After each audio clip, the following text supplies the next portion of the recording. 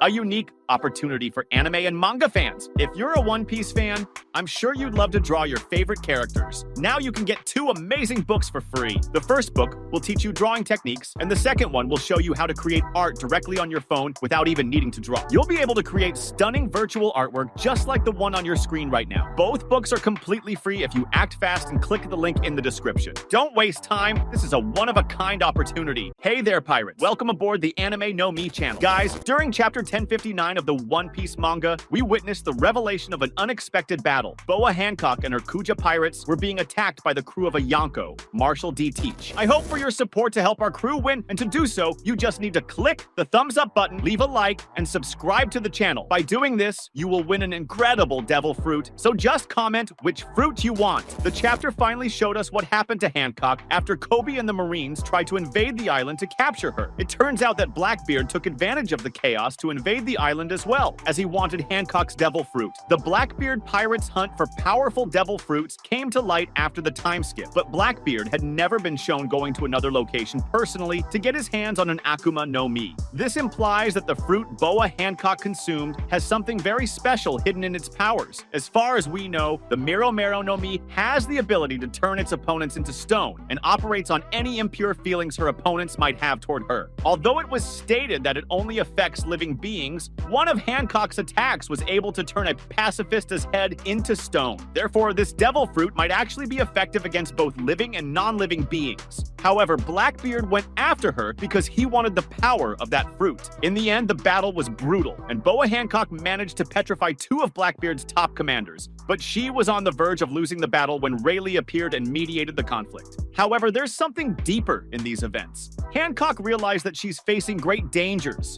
not for herself, but for the women she needs to protect the inhabitants of Amazon Lily. With the Marines wanting to capture her, and with enemy pirates, like a Yonko who desires the power of her devil fruit, Boa Hancock has become a danger to the people she wishes to protect. For this reason, the best thing she could do is fight against those who mean her harm. In fact, protecting the inhabitants of Amazon Lily was the main reason she became one of the warlords, a Shichibukai, and allied with the Marines when the group of pirates was active. This alliance ensured that the organization didn't attempt to capture her allies, and with the renown she gained as a warlord, no one dared to attack her territory. After all, the Shichibukai were one of the 3 powers created to rival a Yonko. But now, even the organization she allied with is pursuing her, and at this moment, having her own crew could put her allies in danger. For this reason, it would make more sense for her to join the crew of someone who shares a common rivalry with her enemies, and that person would be Luffy. Firstly, talking about Blackbeard, we know that he was the cause of Ace, Luffy's brother, losing his life, and Hancock witnessed all of this up close. After all, it was she who took Luffy to Impel Down after he was sent by Kuma to Amazon Lily. So this entire confrontation initially makes it seem like Boa Hancock and Luffy have a common enemy, but they have more common enemies than we might initially see. Another major common enemy between Luffy and Boa Hancock is the world government.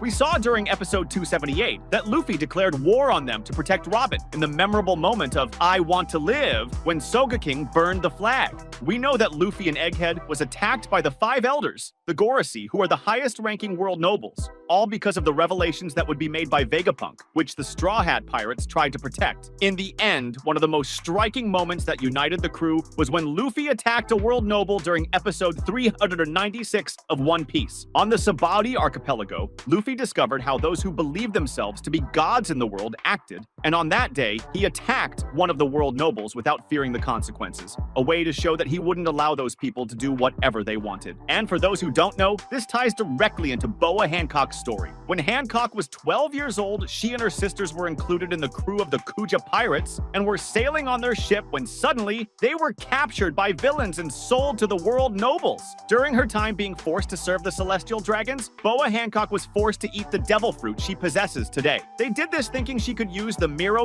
no Mi to entertain those monsters. The 3 sisters suffered the most unimaginable horrors. 4 years later, a man named Fisher Tiger appeared. And while his goal was to free the fishmen, he decided to free everyone. Fisher Tiger liberated as many as he could without discrimination. However, now the 3 sisters had no place to go and had lost hope, but they were finally rescued by Gloriosa, Silver's Rayleigh, and Shakuyaku, who took them back home. But the suffering they endured and what they lived through at the hands of the world nobles would never be forgotten. Moreover, the mark of the celestial dragon, the symbol of the world nobles, was burned deeply into their flesh. And as we've seen, Hancock chose to hide the mark and her powers, telling her Kuja companions that it was the punishment for killing a Gorgon monster, with her, Marigold, and Sandersonia collectively gaining the nickname of Gorgon Sisters. Because if the truth were revealed, the three wouldn't have anywhere to go. The fact that Luffy didn't change his attitude towards Boa Hancock when he saw that mark engraved on her skin was one of the reasons she fell in love with him. And now, back in the present, Hancock couldn't stay in peace on Amazon Lily, and she doesn't believe she'll have the luck of meeting Rayleigh again in an unexpected battle like before. For that, it would be best for her to fight alongside people who also intend to face the same enemies, and the Straw Hats would certainly accept her without a second thought. Luffy even feels indebted to Boa Hancock, and even though he may not fully understand her true feelings, he holds her in high regard. Luffy likes her a lot, especially because he feels grateful for how she took him to try and save Ace, and also how she went against her contractors, the Marines, to protect him. Not only that, but Luffy also noticed how his suffering was acknowledged and generated empathy in the Empress. That day, a bond was born between the two, along with a great friendship. Thus, Luffy would immediately be furious when he finds out that Blackbeard attacked Boa Hancock, and he certainly wouldn't reject her request to join the Straw Hat Pirates as a way to confront the Yonko, and also as a way to protect the inhabitants of Amazon Lily, who sheltered Luffy during the time skip when he needed support the most. Moreover, few people have destinies as aligned with the Straw Hats as we can see in Boa Hancock's fate, where all of her enemies are also enemies of the Straw Hat Pirates. In this way, her union with Luffy's crew is very plausible, something that all the Straw Hat Pirates could accept, especially after learning Boa Hancock's story. It's also worth noting that even if Boa Hancock's crew, the Kuja Pirates, continues to operate, we can imagine that there are more ways for her to increase the power of her crew by joining the Straw Hat Pirates, this time by joining the Grand Fleet of the Straw Hat Pirates. After all, by joining this group, she would now be part of the fleet of a Yonko like Blackbeard, and we know that Luffy currently has over 5,600 members, and all of them would unite if one of the leading crews of the Grand Fleet were attacked. In fact, this is also an interesting point to consider between Shanks and Bartolomeo. After all, Shanks is after Bartolomeo, but a confrontation between them might never happen because an attack by Shanks on Bartolomeo would mean an attack on the Straw Hat Pirates fleet. But going back, the battle between Luffy and the World Nobles, or the battle between Luffy and Blackbeard's crew will happen, and it makes a lot of sense for Boa Hancock to join Luffy's crew for this confrontation. The connection between Boa Hancock and Rayleigh and the revelations that came after her rescue show us that she could indeed join Luffy, just as Shaki joined Rayleigh, which could be a hint that she would fight alongside the Straw Hat Pirates. But now, we want to know what you think about this. Comment below. That was today's content. We hope you liked it and want to share your opinion on the subject. Don't forget to share the video, give it a thumbs up, and I'll see you in the next video. Take care and stay amazing.